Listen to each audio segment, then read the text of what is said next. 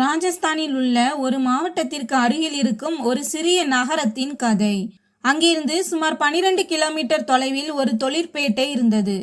அங்கே plastic pipe தயாரிக்கும் factory ஒன்று இருந்தது. அதே ஃபேக்டரியில் 29 வயதான விஷால் வேலை செய்து வந்தான். விஷால் அங்கே சூப்பர்வைசராக இருந்தான். ஆடம்பரம் இல்லாத நேர்மையான பையன். அதிக நண்பர்களோ அல்லது எந்த ஒரு கெட்ட பழக்கங்களோ அவனுக்கு இல்லை. காலையில் வேலைக்கு செல்வான், மாலையில் தன் வீட்டிற்கு திரும்புவான். அது 2025 ஜூன் 8ஆம் தேதி மாலை நேரம். அன்று ஃபேக்டரியில் வேலை கொஞ்சம் அதிகமாக இருந்ததால் விடுப்பு கிடைக்க தாமதமானது. சுமார் 6:30 மணியளவில் விஷால் தனது வெள்ளை நிற காரை எடுத்துக்கொண்டு ஃபேக்டரியில் இருந்து கிளம்பினான். வானிலை வெப்பமாக இருந்தது. ஆனால் மாலையின் மெல்லிய காற்று வீசிக்கொண்டிருந்தது. விஷால் வழியில் வண்டியை ஓட்டிக்கொண்டே வீட்டிற்கு சென்று சாப்பிட்டுவிட்டு நிம்மதியாக ஓய்வெடுக்க வேண்டும் என்றுதான் நினைத்து கொண்டிருந்தான். அப்போது சுமார் 15 கிலோமீட்டர் தூரம் முன்னேறி சென்றபோது அவனுக்கு சாலையோரம் பெரிய கூட்டம் தெரிந்தது. ஒரு பெரிய வீட்டிற்கு வெளியே விளக்குகள் போடப்பட்டிருந்தன. டிஜே இசை ஒலித்து கொண்டிருந்தது. பெண்கள் மற்றும் இளைஞர்கள் சாலையோரம் நடனமாடி கொண்டிருந்தனர். அந்த வீட்டில் ஏதோ திருமணம் நடக்கிறது என்பது தெளிவாக புரிந்தது. விஷால் காரின் வேகத்தை சற்று குறைத்தான். ஒரே ஒரு நொடி அவனது கவனம் சாலையிலிருந்து விலகி அங்கே சென்றது. அதே நேரத்தில் டமார் என்று இவ்வளவு பெரிய சத்தம் கேட்டது. அவனது முழு உடலும் நடுங்கியது. அவன் உடனடியாக பிரேக் அடித்தான். கார் சில அடிகள் முன்னோக்கி சென்று நின்றது. விஷாலின் இதயம் வேகமாக துடிக்க தொடங்கியது. அவன் பதற்றத்துடன் முன்னே பார்க்க அவனது கைகள் நடுங்க தொடங்கின. அவனது காருக்கு முன்னால் 3 பெண்கள் சாலையில் விழுந்து கிடந்தனர். ஒரு பெண் சாலையின் நடுவே வலியால் துடித்து கொண்டிருந்தாள்.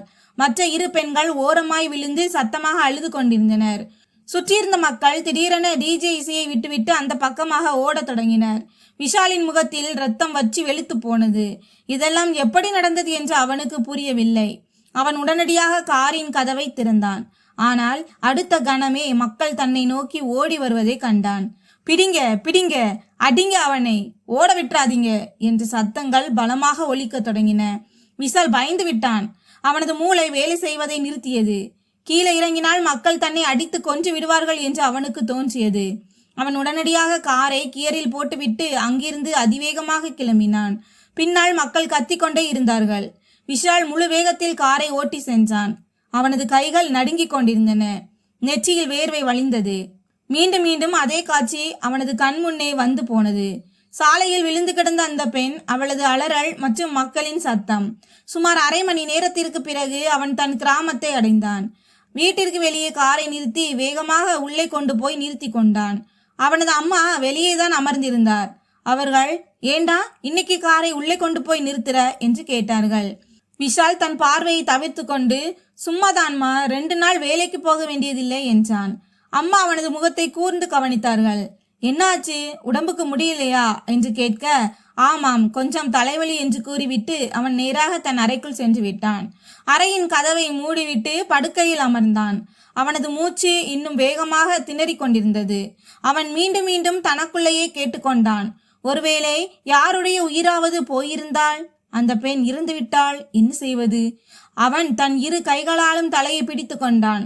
பயம் ஒரு மனிதனை உள்ளுக்குள் எந்த அளவுக்கு உடைத்துவிடும் என்பதை அவன் முதல் முறையாக உணர்ந்தான். சுமார் 2 மணி நேரம் அவன் அறையில் தனியாகவே அமர்ந்திருந்தான்.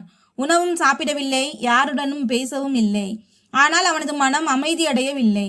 கடைசியில் அங்கே என்ன நடந்திருக்கும்? அந்த பெண்கள் பிழைத்திருப்பார்களா இல்லையா? மக்கள் போலீசிடம் என்ன சொல்லி இருப்பார்கள்? ஒருவேளை யாராவது காரின் நம்பரை பார்த்து விட்டார்களோ?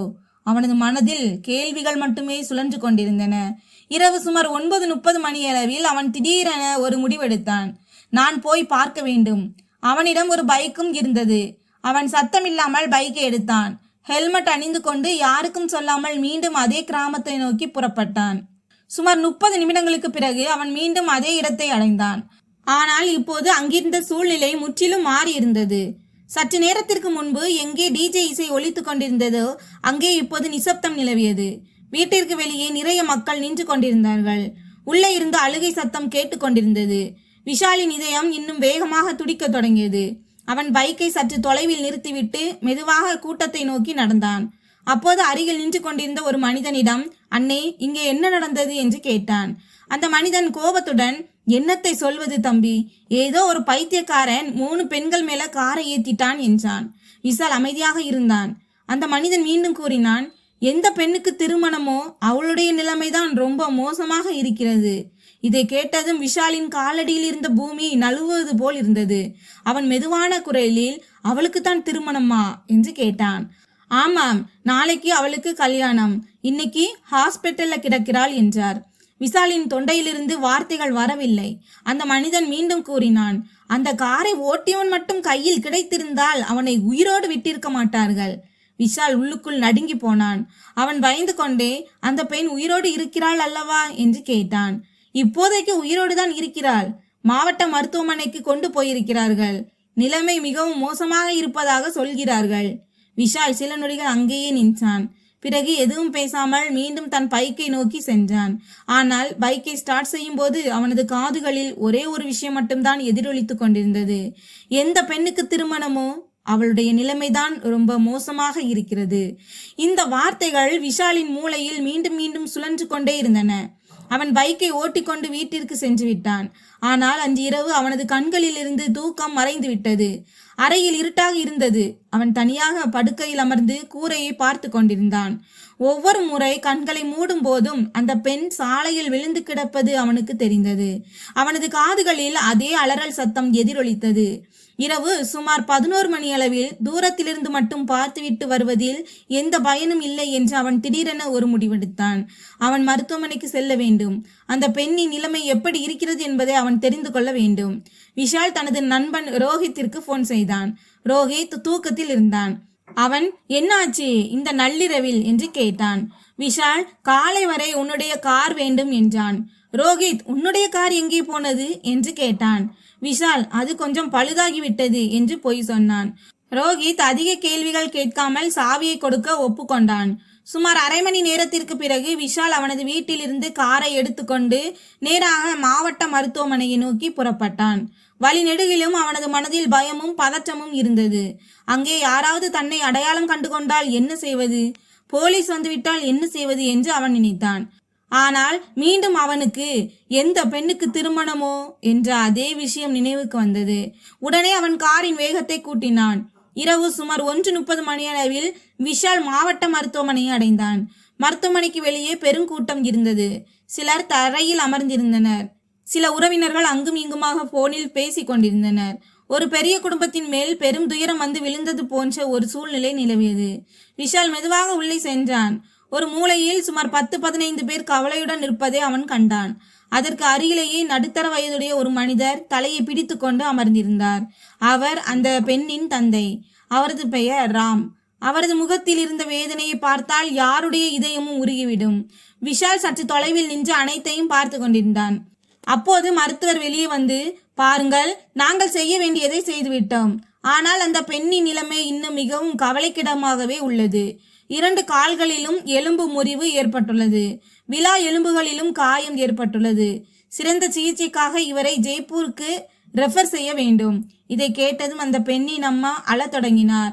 அவர் மீண்டும் மீண்டும், டாக்டர் சார், நீங்களே இங்கேயே சரி செய்திருங்க, நாங்க எப்படி வெளியே போவோம் என்று கூறிக்கொண்டிருந்தார். டாக்டர் அவருக்கு புரிய வைக்கும் விதமாக, மேடம், இங்கே ஆபத்து இருக்கிறது, எவ்வளவு சீக்கிரம் பெரிய மருத்துவமனைக்கு கொண்டு செல்கிறீர்களோ அவ்வளவு நல்லது என்றார். அங்கே இருந்த மக்கள் அனைவரும் கவலையில் இருந்தனர். என்ன செய்வதென்று யாருக்கும் புரியவில்லை. அப்போது முதல் முறையாக விஷால் முன்னோக்கி வந்தான். அவன் மெதுவாக, என்ன ஆச்சு அங்கிள் என்று கேட்டான். ராம் அவனை பார்த்து உடைந்த குரலில், தம்பி, என் மகளுக்கு நாளைக்கு கல்யாணம். ஆனா இன்னைக்கு அவளோட நிலைமை என்னவாகிடுச்சு பாரு என்றார். விஷால் சில நொடிகள் அமைதியாக இருந்தான். அவனிடம் பேசுவதற்கு வார்த்தைகள் இல்லை. பிறகு அவன் தன்னை தேற்றி கொண்டு, அங்கிள், டாக்டர் சொல்வது சரிதான், இவரை பெரிய மருத்துவமனைக்கு கூட்டிட்டு போங்க என்றான். ராம் சோகத்துடன், தம்பி, நாங்க கிராமத்து ஜனங்க, எங்களுக்கு எதுவும் புரியல, ஜெய்ப்பூர்ல எங்களுக்கு யார் இருக்கா என்றார். விஷால் உடனே, நீங்கள் சொன்னால் நான் உங்களுடன் வர தயார் என்றான். இதை கேட்டதும் அங்கே நின்றிருந்த மக்கள் அவனை பார்க்க தொடங்கினர். இந்த நள்ளிரவில் ஒரு அறியாத பையன் அவர்களுக்கு உதவி செய்ய நின்று கொண்டிருந்தான். ராம், தம்பி, நீ யார் என்று கேட்டார். விஷால், நானும் ஒரு மனுஷன் தான் அங்கிள், உங்களுக்கு உதவி செய்ய விரும்புகிறேன் என்று மட்டும் கூறினான். அவனுடைய வார்த்தைகளை கேட்டதும் ராமின் கண்கள் கலங்கின. சிறிது நேரத்திற்கு பிறகு ரெஃபர் செய்வதற்கான நடைமுறைகள் தொடங்கின. ஆம்புலன்ஸ் தயாரானது. அந்த பெண்ணின் அம்மா, அப்பா மற்றும் அவளது தங்கை அவளுடன் செல்ல தொடங்கினர். விஷாலும் தனது காரை எடுத்துக்கொண்டு ஆம்புலன்ஸுக்கு பின்னால் புறப்பட்டான். வழி நெடுகிலும் ஆம்புலன்ஸின் சைரன் சத்தம் கேட்டுக்கொண்டே இருந்தது. விஷாலின் இதயம் ஒவ்வொரு நொடியும் கனத்து கொண்டே போனது. இந்த விபத்து அந்த பெண்ணின் வாழ்க்கையை மட்டும் மாற்றவில்லை, அவனுடைய சொந்த வாழ்க்கையையும் மாற்றிவிட்டது போல அவனுக்கு தோன்றியது. காலை சுமார் 4 மணி அளவில் அவர்கள் ஜெய்ப்பூரில் உள்ள பெரிய மருத்துவமனையை அடைந்தனர். அங்கே உடனடியாக அந்த பெண் அவசர சிகிச்சை பிரிவுக்கு கொண்டு செல்லப்பட்டாள். மருத்துவர்கள் பரிசோதிக்க தொடங்கினர். வெளியே அவளது குடும்பத்தினர் பதற்றத்துடன் அமர்ந்திருந்தனர். விஷாலும் அந்த குடும்பத்தின் ஒரு உறுப்பினர் போல அங்கேயே அமர்ந்திருந்தான். விடியற்காலை நேரத்தில் மருத்துவர்கள் வெளியே வந்தார்கள். அவர்கள், இப்போதைக்கு உயிருக்கு ஆபத்து இல்லை, தலையில் உள்காயம் எதுவும் இல்லை, அது நல்ல விஷயம். ஆனால் கால்களில் பலத்த எலும்பு முறிவு ஏற்பட்டுள்ளது, ஒரு காலில் ஆபரேஷன் செய்ய வேண்டும் என்றார்கள். இதை கேட்டதும் அந்த பெண்ணின் அம்மா கடவுளின் பெயரை சொல்லி அழத் தொடங்கினார். ராம் கண்களில் சற்றே நிம்மதி தெரிந்தது. அப்போதுதான் முதல் முறையாக விஷால் அந்த பெண்ணை அருகில் சென்று பார்த்தான். அவளுடைய பெயர் காஜல். முகம் வலியால் சுருங்கியிருந்தது. நெற்றியில் கட்டு போடப்பட்டிருந்தது. ஒரு கால் முழுமையாக மாவு கட்டு போடப்பட்டிருந்தது. ஆனாலும் அவள் சுய நினைவோடு இருந்தாள். அவளுடைய தங்கை பூஜா அவள் அருகில் அமர்ந்து தொடர்ந்து அழுது கொண்டே இருந்தாள். விஷால் தூரத்திலிருந்து அனைத்தையும் பார்த்து கொண்டிருந்தான். அப்போது ஒரு நர்ஸ் அங்கு வந்து மருந்துகளின் நீண்ட பட்டியலை கொடுத்தார். ராம் கவலையுடன் அந்த பட்டியலை பார்த்தார். என்ன செய்வதென்று அவருக்கு புரியவில்லை. அப்போது விஷால் அவரது கையில் இருந்த அந்த சீட்டை வாங்கி கொண்டு, அங்கிள், நீங்கள் உட்காருங்கள், நான் போய் வாங்கிட்டு வர்றேன் என்றான். சுமார் அரை மணி நேரத்திற்கு பிறகு அவன் அனைத்து மருந்துகளையும் வாங்கி கொண்டு திரும்பினான். ராம், எவ்வளவு பணம் தம்பி என்று கேட்டார். விஷால் புன்னகைத்து கொண்டே, அங்கிள், பரவாயில்லை, இருக்கட்டும், இப்போதைக்கு சிகிச்சைக்குத்தான் முக்கியத்துவம் என்றான். ராம் அவனை அப்படியே பார்த்து கொண்டிருந்தார். ஒரு அறியாத பையன் தனக்கு ஏன் இவ்வளவு தூரம் உதவி செய்கிறான் என்பது அவருக்கு புரியவில்லை. மறுபுறம் மருத்துவமனை அறையில் படுத்திருந்த காஜலும் மீண்டும் மீண்டும் அந்த பையனை பற்றியே கேட்டுக்கொண்டிருந்தாள். அவள் தன் தங்கையிடம், யார் இவன் என்று கேட்டாள். பூஜா, தெரியலக்கா, ஆனா நேத்து ராத்திரியில இருந்து நம்ம கூடவே தான் இருக்கார் என்றாள். காஜல் மெதுவாக தன் கண்களை மூடிக்கொண்டாள். ஒருவேளை அவள் வலியை காட்டிலும் தன் சிதைந்து போன வாழ்க்கையை பற்றி தான் அதிகம் நினைத்து கொண்டிருந்தாள் போல. அடுத்த நாளே அவளுக்கு திருமணம் நடக்கவிருந்தது. வீட்டில் எங்கே நாதஸ்வர சத்தம் ஒலித்திருக்க வேண்டுமோ அங்கே இப்போது அழுகை சத்தம் கேட்டு கொண்டிருந்தது. வெளியே நாற்காலியில் அமர்ந்திருந்த விஷாலும் அமைதியாக இருந்தான். அவனது பார்வை தரையை நோக்கி கிடந்தது. அவனது மனதில் ஒரே ஒரு விஷயம்தான் சுழன்று கொண்டிருந்தது. தான் உண்மையை சொல்லிவிட வேண்டுமா? ஆனால் அடுத்த கணமே அவனுக்கு அந்த ஊர் மக்களின் சத்தம் நினைவுக்கு வந்தது. அந்த காரை ஓட்டியவன் மட்டும் கையில் கிடைத்திருந்தால் அவனை உயிரோடு விட்டிருக்க மாட்டார்கள். இதை பற்றி நினைக்கும் போதெல்லாம் விஷால் உண்மையை சொல்வதிலிருந்து பின்வாங்கி விடுவான். ஆனால் இப்போது சூழ்நிலை அப்படி ஆகிவிட்டது. அவனால் தன் மனசாட்சியிடமே நேருக்கு கண் பார்க்க முடியாமல் போனது. காலையிலிருந்து மாலை வரை அவன் மருத்துவமனையிலே இருப்பான். சில நேரங்களில் மருந்துகள் வாங்கி வருவான், சில நேரங்களில் டாக்டரிடம் பேசுவான், சில நேரங்களில் காஜலின் குடும்பத்தினரை தேற்றுவான். ராமும் அவரது மனைவியும் இப்போது அவனை தங்கள் சொந்த மகனைப் போல கருத தொடங்கினர். கஷ்ட காலத்தில் கடவுளே ஒரு தேவதையை அனுப்பி வைத்திருப்பதாக அவர்கள் நினைத்து கொண்டிருந்தனர். ஆனால் விஷாலின் உள்ளுக்குள் ஒவ்வொரு நொடியும் ஒரு பயம் குடிக்கொண்டிருந்தது. உண்மை எப்போது வெளிவருகிறதோ அன்று அனைத்தும் மாறிவிடும் என்று அவனுக்கு தோன்றியது. 2 நாட்களுக்கு பிறகு காஜலின் உடல்நிலை சற்றே தேறியது. வலி இன்னும் அதிகமாக இருந்தாலும் அவள் ஓரளவு பேச தொடங்கியிருந்தாள். அன்று மதிய நேரத்தில் திடீரென மருத்துவமனைக்கு வெளியே பல கார்கள் வந்து நின்றன. சுமார் 15-20 பேர் உள்ளே வந்தனர்.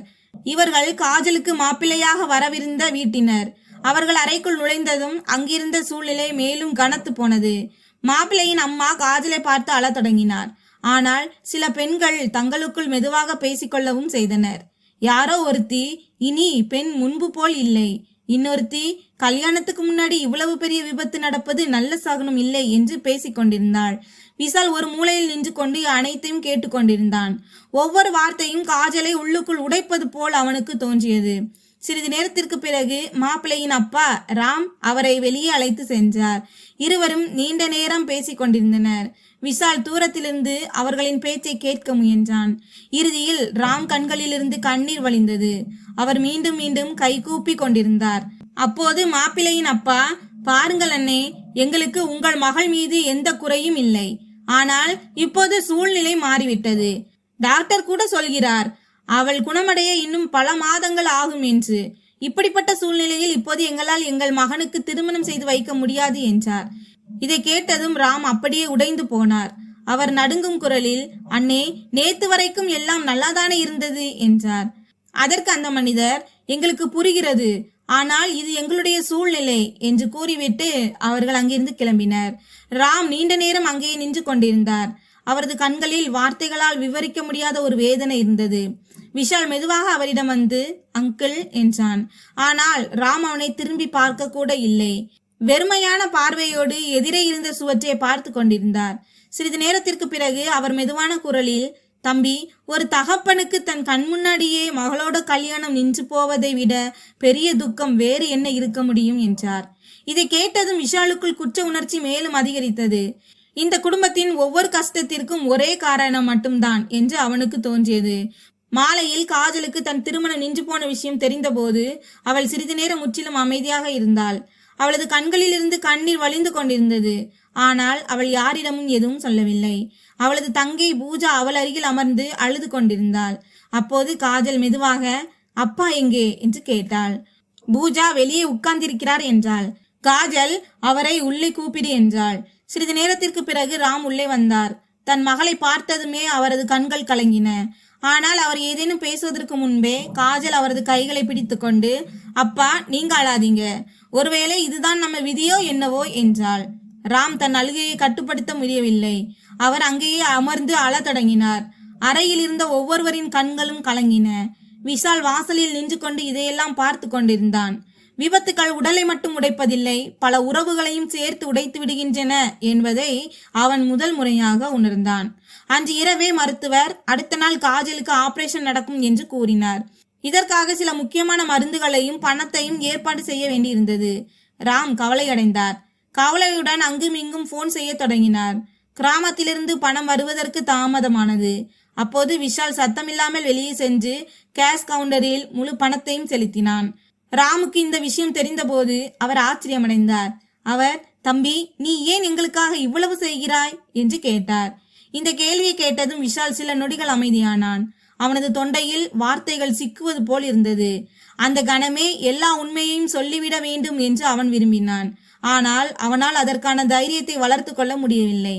அவன், அங்கிள், சில நேரங்களில் மனிதர்கள் எந்த ஒரு உறவும் இல்லாமலேயே ஒருவருக்கு துணையாக நிற்க வேண்டும் என்று மட்டும் கூறினான். ராம் அவனை பார்த்து, கடவுள் உன்னை நல்லா வச்சிருப்பார் தம்பி என்றார். இதை கேட்டதும் விஷாலின் பார்வை கீழ் நோக்கி சென்றது. இந்த ஆசீர்வாதத்திற்கு தான் தகுதியானவன் இல்லை என்று அவனுக்கு தோன்றியது. அடுத்த நாள் காலையில் காஜலின் ஆபரேஷன் தொடங்கியது. சுமார் 3 மணி நேரம் அவளது குடும்பத்தினர் வெளியே அமர்ந்திருந்தனர். ஒவ்வொருவரின் முகத்திலும் பயம் தெளிவாக தெரிந்தது. விஷால் முதல் முறையாக கடவுளிடம் தன் மனதார பிரார்த்தனை செய்தான். சிறிது நேரத்திற்கு பிறகு மருத்துவர் வெளியே வந்து, ஆபரேஷன் வெற்றிகரமாக முடிந்தது என்றார். இதை கேட்டதும் அனைவரும் நிம்மதி பெருமூச்சு விட்டனர். ராம் அவரின் மனைவி அழுகையோடு கடவுளுக்கு நன்றி சொல்ல தொடங்கினார். ஆனால் அதே நேரத்தில் மருத்துவர், குணமடைவதற்கு தாமதமாகும், அந்த பெண்ணை மிகவும் பத்திரமாக பார்த்து கொள்ள வேண்டும் என்றார். அனைவரும் டாக்டரின் வார்த்தைகளை கேட்டுக்கொண்டிருந்தனர். ஆனால் விஷாலின் பார்வை மட்டும் அந்த அறையின் கதவின் மீதே இருந்தது. அங்கே உள்ளே வலியோடு போராடி கொண்டிருந்த காஜல் தன் வாழ்க்கையை மீண்டும் பற்றிக்கொள்ள முயற்சி செய்து கொண்டிருந்தாள். ஆபரேஷனுக்கு பிறகு சில மணி நேரங்கள் கழித்து காஜலுக்கு சுய நினைவு வந்தது. அவள் மெதுவாக தன் கண்களை திறந்தபோது அவளுக்கு எதிரே முதலில் விஷால் தான் தெரிந்தான். அவன் நாற்காலியில் அமர்ந்து அமைதியாக அவளையே பார்த்து கொண்டிருந்தான். காஜல் பலவீனமான குரலில், நீங்கள் இன்னும் போகவில்லையா என்று கேட்டாள். விஷால் ஒரு மெல்லிய புன்னகையோடு, இல்லை, இன்னும் எங்கேயும் போக தோன்றவில்லை என்றான். காஜல் சில நொடிகள் அவனை பார்த்து கொண்டிருந்தாள். பிறகு, ஒரு விஷயம் கேட்கலாமா என்றாள். விஷால் தலையசைத்தான். காஜல், எந்த ஒரு சொந்தக்காரங்க கூட இந்த அளவுக்கு துணையாக இருக்க மாட்டார்கள். நீங்கள் எவ்வளவு செய்கிறீர்கள் ஏன் என்று கேட்டாள். இந்த கேள்வியை கேட்டதும் விஷாலின் இதய துடிப்பு அதிகமானது. இனிமேல் தன்னால் உண்மையை அதிக நேரம் மறைக்க முடியாது என்று அவனுக்கு தோன்றியது. அவன் தன் பார்வையை தாழ்த்தி கொண்டான். அதே கணத்தில் தான் உண்மையை சொல்ல வேண்டிய நேரம் மிகவும் நெருங்கிவிட்டது என்பதை அவன் உணர்ந்தான். அன்று இரவு காரை ஓட்டியது வேறு யாரும் அல்ல, அவன்தான். இந்த உண்மை அவனது உள்ளுக்குள் ஒரு புயலாக மாறியிருந்தது. காஜலின் கேள்விக்கு பிறகு அவன் சிறிது நேரம் அமைதியாக அமர்ந்திருந்தான். அவனது கைகள் நடுங்கிக் கொண்டிருந்தன. இதயம் கூட்டை விட்டு வெளியே வந்து விடுவது போல இதயம் அவ்வளவு வேகமாக துடித்தது. காஜல் தொடர்ந்து அவனையே பார்த்து கொண்டிருந்தாள். விஷாலின் மனதில் ஏதோ ஒரு பெரிய விஷயம் மறைந்திருக்கிறது என்று அவளுக்கு தோன்றியது. கடைசியில் விஷால் ஒரு பெருமூச்சு விட்டு மெதுவான குரலில் கூறினான், காஜல், நான் உன்னிடம் ஒரு உண்மையை சொன்னால் ஒருவேளை நீ என்னை வெறுக்க தொடங்கி விடுவாய். காஜல் ஆச்சரியத்துடன் என்ன உண்மை என்று கேட்டாள். விஷாலின் கண்கள் கலங்கின. அவன் நடுங்கும் குரலில், அன்று இரவு உன்னை மோதியது அது நான் தான் என்றான். இதை கேட்டதும் அந்த அறையில் இருந்த அனைத்தும் அப்படியே சதம்பித்து போனது போல் இருந்தது. காஜல் சில நொடிகள் அவனையே பார்த்து கொண்டிருந்தாள். கடந்த சில நாட்களாக ஒவ்வொரு அடியிலும் தனக்கு துணையாக இருந்த ஒரு மனிதன்தான் இந்த விபத்திற்கு காரணம் என்பதை அவளால் நம்ப முடியவில்லை. விஷால் உடனே, என்னை மன்னித்து விடு காஜல், என் கவனம் சிதறிவிட்டது. நான் நிறுத்த நினைத்தேன், ஆனால் கூட்டத்தை பார்த்து பயந்து விட்டேன். அன்று இரவு உனக்கு ஏதேனும் நடந்திருந்தால் என் வாழ்நாள் முழுவதும் என்னால் என்னை மன்னித்திருக்கவே முடியாது என்றான். இதை சொல்லும் போதே அவனது குரல் உடைந்தது. அவனது கண்களிலிருந்து கண்ணீர் வழிந்தது. முதல் முறையாக விஷால் தனக்குள் இருந்த மொத்த வேதனையையும் வெளியே கொட்டியிருந்தான். காஜல் அமைதியாக அவனது வார்த்தைகளை கேட்டு கொண்டிருந்தாள். அவளது முகத்திலும் வேதனை இருந்தது, ஆச்சரியம் இருந்தது, அதோடு ஒரு விசித்திரமான மௌனமும் இருந்தது. சிறிது நேரத்திற்கு பிறகு அவள் மெதுவாக, ஒருவேளை நீ திரும்பி வராமல் இருந்திருந்தாள் என்று கேட்டாள். விஷால் தலையை குனிந்து கொண்டு, ஒருவேளை நான் உயிரோடு இருந்திருப்பேன், ஆனால் நிம்மதியாக வாழ்ந்திருக்கவே முடியாது என்றான். அப்போது வாசலில் நின்று கொண்டிருந்த ராம் இதையெல்லாம் கேட்டுவிட்டார். அவர் உள்ளே வந்தார். விஷால் அவரை பார்த்ததுமே எழுந்து நின்றான். இனி எல்லாம் முடிந்துவிட்டது என்று அவனுக்கு தோன்றியது. ஆனால் அடுத்த கணமே ராம் செய்த ஒரு காரியத்தை விஷால் தன் கனவில் கூட நினைத்து பார்த்திருக்க மாட்டான். அவர் விஷாலின் தோளில் கை வைத்து, நீ செய்தது பெரிய தவறுதான் தம்பி, ஆனால் அதைவிட பெரிய விஷயம் என்னவென்றால் நீ திரும்பி வந்ததுதான் என்றார். விஷாலின் கண்களிலிருந்து கண்ணீர் கொட்டியது. அவன், அங்கிள், நீங்கள் என்ன தண்டனை கொடுத்தாலும் எனக்கு சம்மதம் என்றான். ராம் கனத்த குரலில், அன்று இரவு நீ தப்பியோடி நிரந்தரமாக மறைந்திருந்தால் நாங்கள் உன்னை ஒருபோதும் மன்னித்திருக்க மாட்டோம். ஆனால் நீ எங்கள் மகளை தனியாக விட்டுவிடவில்லை. கடவுள் ஒரு மனிதனுக்கு அவனது தவறை திருத்திக் கொள்ள ஒரு வாய்ப்பை நிச்சயம் கொடுக்கிறான் என்றார். அறையில் மௌனம் சூழ்ந்தது. காஜலின் அம்மாவும் அழுது கொண்டிருந்தார். கடந்த சில நாட்களாக இந்த பையன் ஏன் எந்நேரமும் தங்களோடு நின்றான் என்பது இப்போது அவர்களுக்கு புரிந்தது. காலம் மெதுவாக நகரத் தொடங்கியது. சுமார் 3 மாதங்கள் காஜலுக்கு சிகிச்சை நடந்தது. இந்த இடைப்பட்ட காலத்தில் விஷால் ஒவ்வொரு நாளும் மருத்துவமனைக்கு வந்தான். சில நேரம் மருந்துகள் வாங்கி வருவான், சில நேரம் டாக்டரிடம் பேசுவான், சில நேரம் காஜலை சிரிக்க வைக்க முயற்சி செய்வான். ஆரம்பத்தில் காஜல் அவனுடன் அதிகமாக பேசவில்லை. ஆனால் மெல்ல மெல்ல அவளது மனதில் இருந்த கோபம் குறைய தொடங்கியது. அவளுக்கு புரிய ஆரம்பித்தது. விஷால் தன் தவறை சரி செய்யும் சுமையை இறக்கி வைக்க மட்டும் வரவில்லை, அவன் உண்மையிலேயே தன் மீது அக்கறை காட்டுகிறான் என்பதை அவள் உணர்ந்தாள். காஜல் முதல் முறையாக ஒரு துணையுடன் எழுந்து நின்ற போது விஷாலின் கண்களில்தான் மிக அதிகமான மகிழ்ச்சி தெரிந்தது. அவன் புன்னகைத்து கொண்டே, பார்த்தாயா, நான் சொன்னேன் அல்லவா, நீ மீண்டும் நடப்பாய் என்று என்றான். காஜலும் மென்மையாக புன்னகைத்தாள். அன்றுதான் முதல் முறையாக இருவரும் எந்த ஒரு வேதனையும் இல்லாமல் ஒருவரை ஒருவர் பார்த்து கொண்டனர். சிகிச்சை முடிந்த பிறகு காஜல் தன் கிராமத்திற்கு திரும்பினாள். ஆனாலும் விஷால் அங்கு வந்து போய் கொண்டுதான் இருந்தான். இப்போது அவன் உதவி செய்ய மட்டும் வரவில்லை, அவனது மனம் உண்மையிலேயே அந்த குடும்பத்தோடு ஒன்று போயிருந்தது. பூஜா அவனை அத்தான் என்று கூப்பிட்டு கிண்டல் செய்ய தொடங்கியிருந்தாள். ராம் இப்போது அவனை தன் மகனைப் போலவே கருத தொடங்கினார். ஊர் மக்களுக்கும் மெல்ல மெல்ல முழு விஷயமும் தெரிய வந்தது. சிலர் இதை பற்றி பேசினாலும் பெரும்பாலான மக்கள் தவறு செய்த பிறகு மீண்டும் திரும்பி வந்து இறுதி வரை துணையாக நிற்பது என்பது எல்லாராலும் முடிகிற காரியம் இல்லை என்றுதான் கூறினர். சுமார் 1 வருடத்திற்கு பிறகு காஜல் முழுமையாக குணமடைந்தாள். அவள் முன்பு போலவே நடக்க தொடங்கினாள். அந்த விபத்தின் தழும்புகள் அவளது உடலில் இன்னும் இருந்தாலும் அவளது மனதின் காயங்கள் பெருமளவிற்கு ஆறியிருந்தன. ஒரு நாள் மாலை நேரத்தில் விஷால் அதே வீட்டிற்கு வெளியே அமர்ந்திருந்தான். எங்கே ஒரு காலத்தில் திருமண விளக்குகள் போடப்பட்டிருந்தனவோ மற்றும் எந்த இரவில் அனைத்தும் மாறியதோ அதே இடம் அது. காஜல் அவனது அருகில் வந்து அமர்ந்தாள். சிறிது நேரம் இருவரும் அமைதியாக இருந்தனர். பிறகு காஜல் மெதுவாக, ஒரு விஷயம் சொல்லவா என்று கேட்டாள். விஷால் சொல் என்றான். காஜல் புன்னகையோடு, அன்று இரவு விபத்திற்கு பிறகு நீ திரும்பி வராமல் இருந்திருந்தால் ஒருவேளை என் வாழ்நாள் முழுவதும் நான் உன்னை வெறுத்திருப்பேன். ஆனால் நீ திரும்பி வந்தாய், மெல்ல மெல்ல என் வாழ்க்கையின் ஒரு அங்கமாகவே மாறிவிட்டாய் என்றாள். விஷால் அவளது வார்த்தைகளை கேட்டு அமைதியாக இருந்தான். அவனது கண்கள் கலங்கி இருந்தன. அப்போது வீட்டிற்குள்ளிருந்து காஜலின் அம்மா குரல் கொடுத்தார். என்னப்பா, நீங்க 2 பேரும் வெளியேயே உட்கார்ந்திருக்க போறீங்களா? இருவரும் லேசாக சிரித்தனர். அந்த சிரிப்பில் ஒரு நீண்டகால வேதனை மறைந்திருந்தது. ஆனாலும் ஒரு நிம்மதியும் இருந்தது. சில மாதங்களுக்கு பிறகு இரு குடும்பத்தினரின் சம்மதத்தோடு விஷால் மற்றும் காஜலின் திருமணம் நிச்சயிக்கப்பட்டது. இந்த முறை அதே வீட்டில் மீண்டும் விளக்குகள் போடப்பட்டன. மீண்டும் நாதஸ்வர சத்தங்கள் ஒலித்தன. ஆனால் ஒரே ஒரு வித்தியாசம் என்னவென்றால், இந்த முறை எல்லாரின் கண்களிலும் பயம் இல்லை, மகிழ்ச்சி இருந்தது. திருமணத்தன்று விஷால் மாப்பிள்ளை காரிலிருந்து இறங்கிய போது அவனது பார்வை முதலில் காஜலின் மீதே விழுந்தது. ஒரு வருடத்திற்கு முன்பு மருத்துவமனை படுக்கையில் வலியால் துடித்துக் கொண்டிருந்த அதே காஜல் இன்று மணப்பெண்ணாக அவனுக்கு முன்னால் நின்று கொண்டிருந்தாள். மணவரையை சுற்றி வரும்போது விஷாலின் கண்களில் மீண்டும் மீண்டும் கண்ணீர் வந்து கொண்டிருந்தது. ஒருவேளை வாழ்க்கை தனக்கு இரண்டாவது வாய்ப்பை கொடுத்திருக்கிறது என்பதை அவன் உணர்ந்ததால்தான். திருமணத்திற்கு பிறகு பெண் வீட்டார் விடைபெறும் சடங்கு தொடங்கிய போது ராம் விஷாலை பிடித்து கொண்டு, தம்பி, உறவுகளை மேலிருக்கிறவன் தான் உருவாக்குகிறான். ஒருவேளை உனக்கும் காஜலுக்குமான உறவையும் அவன் அன்று இரவே எழுதிவிட்டான் போல என்று மட்டும் கூறினார். விஷாலால் எதுவும் பேச முடியவில்லை. அவன் மெதுவாக குனிந்து அவரது கால்களை தொட்டு வணங்கினான்.